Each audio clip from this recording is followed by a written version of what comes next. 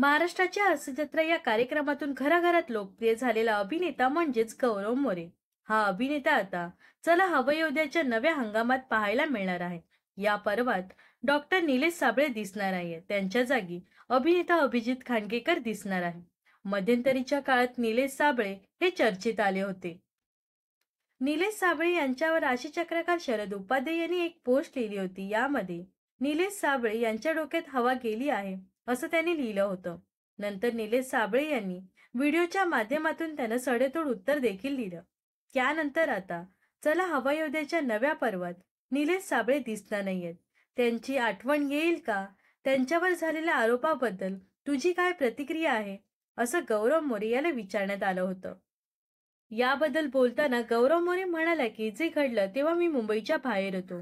2 दिवस मला नेटवर्कही नव्हतं, त्यामुळे मला काहीच कल्पना नाही. मी फार कोणाच्या संपर्कात देखील नसतो. आधीच्या पर्वात मी त्यांच्याबरोबर काम केलेलं सुद्धा नाहीये, त्यामुळे मला काहीच कल्पना नाही.